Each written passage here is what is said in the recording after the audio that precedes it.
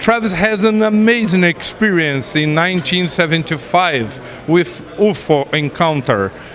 Mr. Travis, can you talk to us about your experience with UFO? Well, it was the middle of the day, middle of the week, a Wednesday, November 5th, 1975. I went to work as usual with 6 of other men that were on the crew with me. And we were cutting trees in the forest in the mountains of Arizona.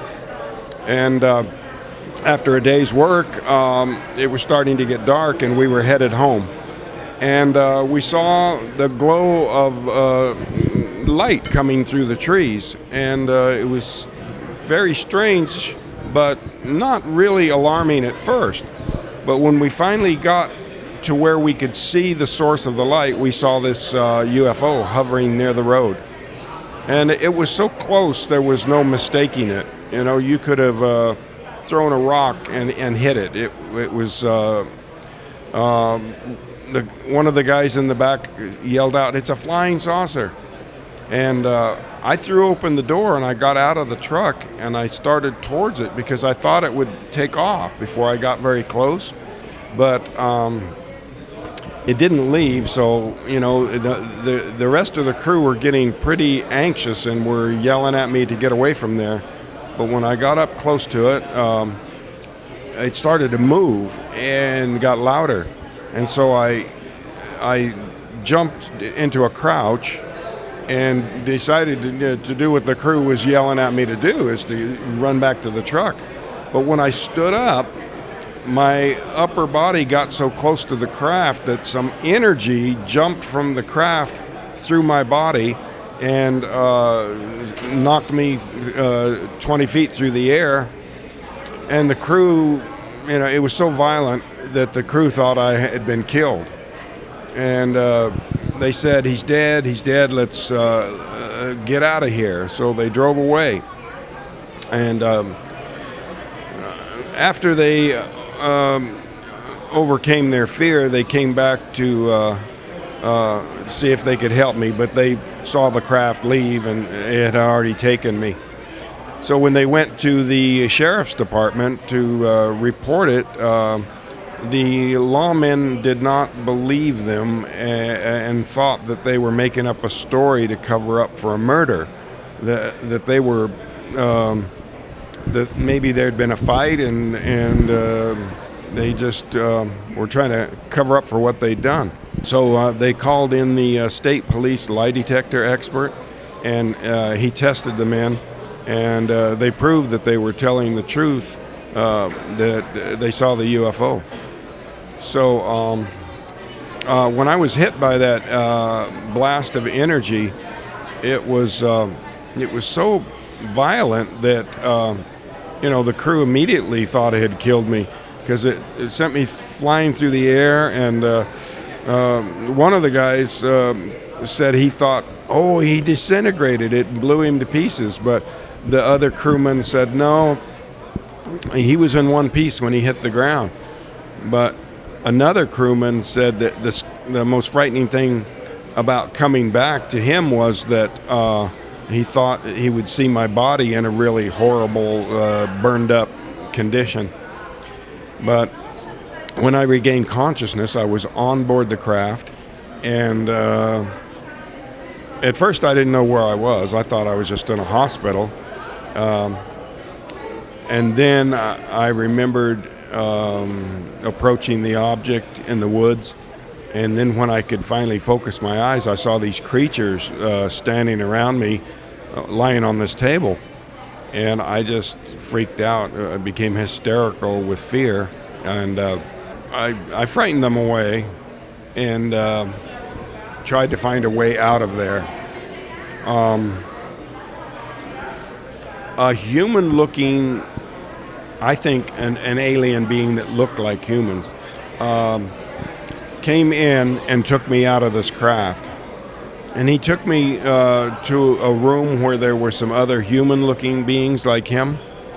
And they wouldn't answer my questions, and they forced me onto a table and put a gas mask over my face, and I lost consciousness. So I think that what happened there was that I was accidentally injured by this injury, by this energy, and that they had to take me aboard in order to revive me. And so that took 5 days. I don't remember everything, but I think there's a lot more that is blocked from my memory through some kind of hypnosis. And, at the time that the crew passed the lie detector test, the president of the American Polygraph Association said that the odds were 1,000,000 to 1 that there was any kind of a mistake with the test. But now there's been 16 past tests, and I've passed 5 of them from 3 different examiners with years of experience in law enforcement. And so, I think the odds would be far more than 1,000,000 to 1. But, that's not enough for a lot of skeptics. They try to explain it away any way they can. And the silly efforts to explain it away included that the hypnotist had planted these memories in my mind, or that I'd had a temporary psychosis and became insane and just believed it happened to me, or that I was hallucinating on drugs. But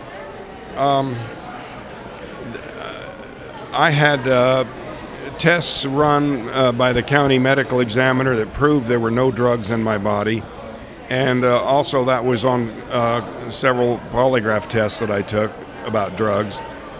But the thing that the news people did not ask was, well, if this was just a delusion, how do 7 people have the same delusion? That just doesn't happen. Not from drinking or alcohol, or 7 people don't become insane at one time. It's just silly effort to explain it away. One skeptic tried to say that what we really saw was the planet Jupiter, just a little point of light way off in the sky. This was very close, less than 100 feet away. We could see it clearly. When you entered the spaceship, did you see beings? Yes. How they look like? They were small beings, less than 4 feet tall, hairless, very large eyes, and a stare. When they stared into me, it was a very disturbing experience. But the other beings that I saw looked like human beings. Some people call them Nordics, but I didn't know anything about those terms back then. I don't think the term grays had ever been used at that time. So there were 2 kinds of beings inside the ship. The small one with big eyes, and the other one that looks like human. How they look like? Well, the humans looking ones were tall and very healthy looking. They would pass in a crowd on Earth. I think there was something kind of unusual about the eyes, but I never could really figure out what that was in order to work with an artist to try to put it into the drawings. But if they were walking around us, I would probably recognize that look, but the rest of the people here would just think they were just somebody that just a normal person. I understand. And how long have you been outside? Inside the ship or in any other place? Outside the society convivence? Well, I was gone for 5 days and 6 hours and before I was returned. And I woke up on the highway outside of the town nearest where this happened, and I called my family and they came and got me. But it's been 38 years since that night, and it still affects me very powerfully to this day to talk about it.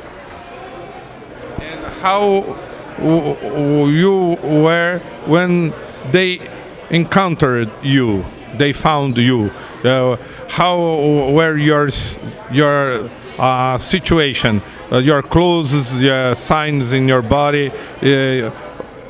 Were there any evidence that something strange happened to you? Well, in the movie, they portrayed me as being naked when I was returned, but I was not naked. I was wearing the same clothes as when I was taken. The doctor gave me a very thorough exam, and everything looked healthy. There was no signs of starvation. There was some indications that I was dehydrated. So they must have fed me in some way, and perhaps not quite enough water. But Signs in the body.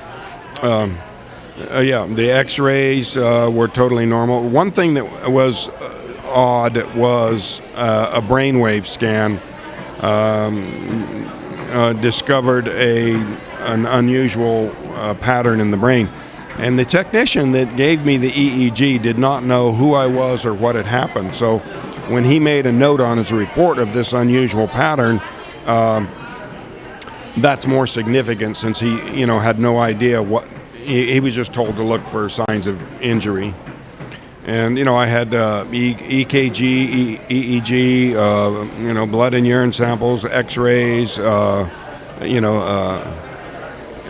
just a psychiatric test, a whole battery of psychiatric tests, and 5 polygraph tests, everything, even voice stress analysis and handwriting analysis. And And after that, have you had any other experience with extraterrestrials? Well, back then, the skeptics made a big deal out of the fact that I had a relative that had seen a UFO 8 or 10 years before. But the surveys showed that 1 out of 7 people have seen one. So rather than that being some kind of a suspicious coincidence, it was to what was to be expected based on the statistics. And